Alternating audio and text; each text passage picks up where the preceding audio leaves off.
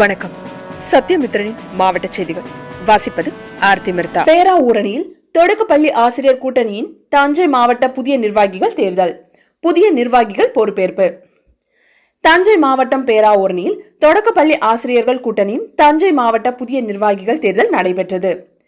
தேர்தல் ஆணையராக திரு ஜூலியஸ், தேர்தல் துணை ஆணையராக திரு தர்மராஜன் ஆகியோர் பணியாற்றினர். அனைத்து பொறுப்புகளும் ஒருமனதாக தேர்ந்தெடுக்கப்பட்டது.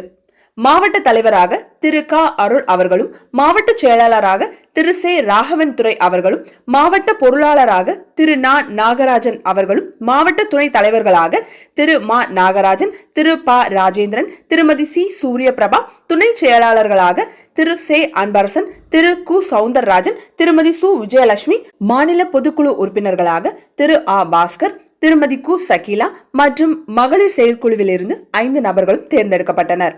முன்னாள் மாவட்ட செயலாளர் திரு சுப குழந்தைசாமி, மாநில துணைத் தலைவர் திரு க கணேசன், மாநில செயற்குழு உறுப்பினர் திரு துரைபாண்டி மற்றும் அனைத்து வட்டாரத்தின் முன்னாள் இந்நாள் வட்டார மாவட்ட பொறுப்பாளர்கள் கலந்து கொண்டனர்.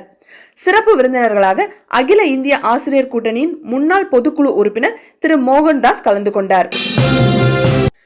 பேராவூரணியில் இருந்து ராமேஸ்வரம் செல்லும் புதிய பேருந்தை திமுக ஒன்றிய செயலாளர் அன்பழகன் துவக்கி வைத்தார்.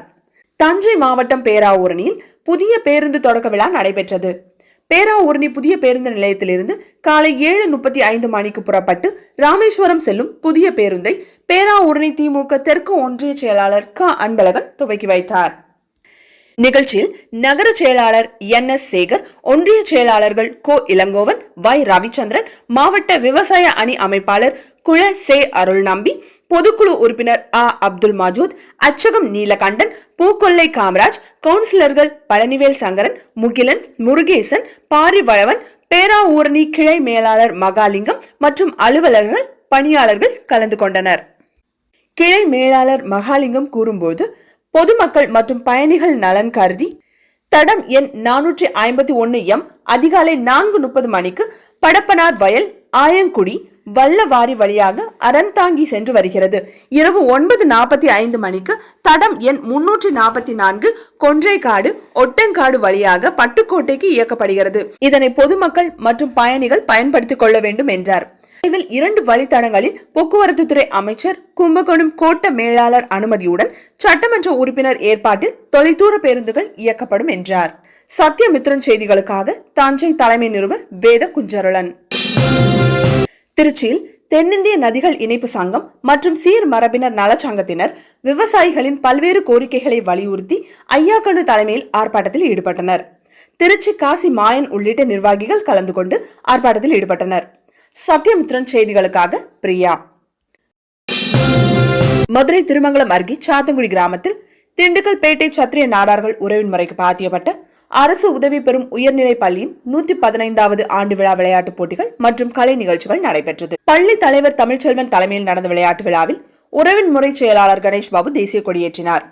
மண்டல உடல் கல்வி ஆய்வாளர் வினோத் ஒலிம்பிக் தீபம் ஏற்றினார். காவல்துறை துணை கண்காணிப்பாளர் வசந்த்குமார் அணிவகுப்பு மரியாதையினை ஏற்றுக்கொண்டார். விளையாட்டுப் போட்டிகளில் வெற்றி பெற்ற மாணவர்களுக்கு பரிசுகள் வழங்கப்பட்டது.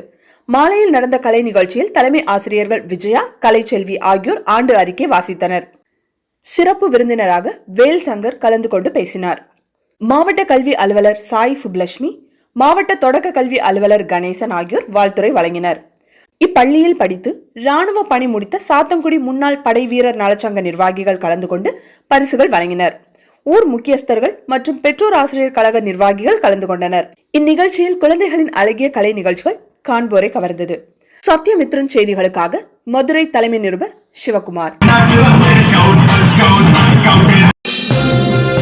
மதுரை கொடிக்குளம் அரசு பள்ளிக்கு மேலும் 91 சென்ட் நிலத்தை முதல்வரின் சிறப்பு விருதினை பெற்ற பூரணம்மாள் தானமாக அளித்துள்ளார்.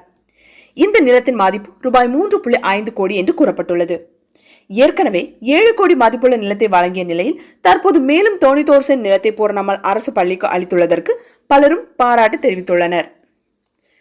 மேலும் செய்திகளுக்கு சத்தியமித்ரன் யூடியூப் சேனலை சப்ஸ்கிரைப் செய்யவும். நன்றி.